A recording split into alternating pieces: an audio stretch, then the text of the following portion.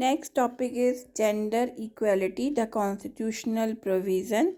The Constitution of India provide for gender equality in its preamble as a fundamental right.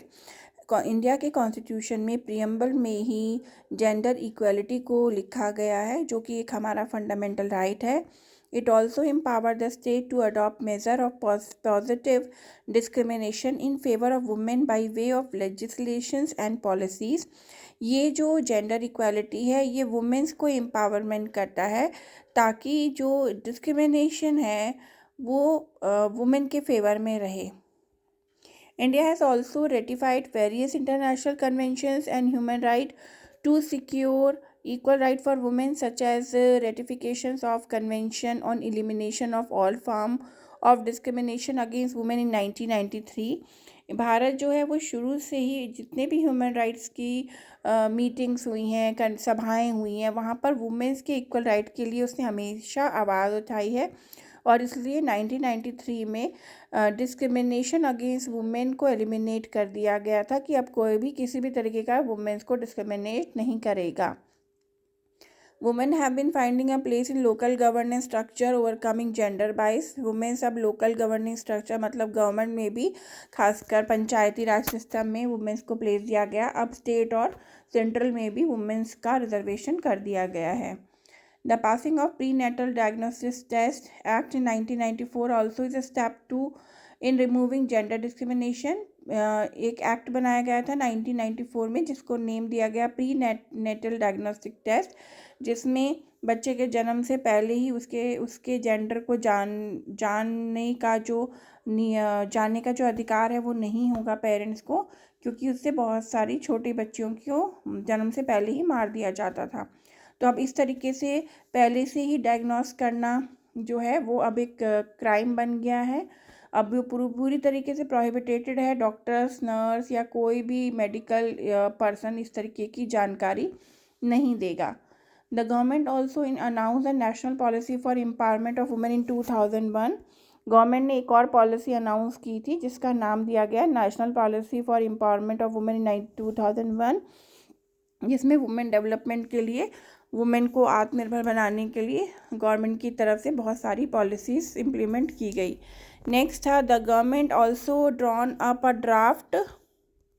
draft of national policy for the empowerment of women, which is policy statement outlining the state response to problem of gender discrimination. Government ने एक और draft तैयार किया national policy के अंदर, जिसमें कि जो स्टेट है उसको जो भी जेंडर डिस्क्रिमिनेशन की अगर उसके स्टेट में प्रॉब्लम होगी तो जो स्टेट है वो ऐसी पॉलिसी बनाएगा जिससे कि जेंडर डिस्क्रिमिनेशन को रोका जा सके. A girl child is vulnerable to human right violation and require additional protection. A girl, child or woman is often subjected to abuse and violence, being involved in armed forces or being discriminated against on the ground of disability, caste or social origin. They face discrimination at home and school. Girl child जो है वो वैसे भी बहुत ही vulnerable होती है, मतलब human right violation, जैसे समान अधिकार की बात करनी हो या प्रोटेक्शन की बात करनी हो तो गर्ल चाइल्ड बहुत असुरक्षित होती है. एक गर्ल चाइल्ड और वुमेन्स को वायलेंस या किसी तरीके के अब्यूज़ में वो ना उनको डिस्क्रिमिनेट हो, इसके लिए भी जो है उनके लिए स्कूल या घर में हर जगह पर उनके डिस्क्रिमिनेशन को रोका जाना चाहिए. They are most vulnerable when family or social or community structure collapse and they are deprived of parental care or family support, as in case of humiliation, emergencies or armed conflict. Girl child vulnerable हैं, चाहे social हो, चाहे community structure हो या family का support हो, हर कहीं जगह पर उनके साथ ह्यूमिलेशन होता है. Low value places on girls subjected them to exclusive exploitation and violence. और अगर गर्ल्स को वैल्यू नहीं दी जाती है तो वो एक्सप्लॉयटेशन और वायलेंस का शिकार बन जाती हैं. They are particularly expose to social, psychological, physical, mental, emotional and material risk are other often including neglected. और ये सब वो फील्ड हैं जहाँ पर उनको निगलेक्टेड, कई जगह पर निगलेक्टेड या डिस्क्रिमिनेशन होता है. Besides being denied their fundamental right to education, access to medical care, services and information to involve in their community, the girl child is denied most basic rights such as the right to name, right to be born, female foeticide and girl इन्फेक्टिसाइड।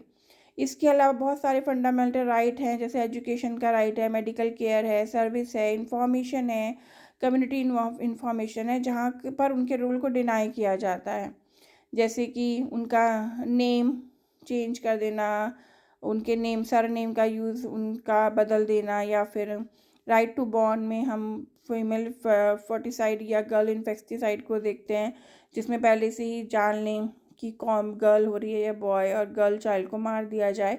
तो ये सब चीज़ें हैं जिनमें girls जो है वो बहुत ज़्यादा फंडामेंटल राइट से निगलेक्टेड होती हैं।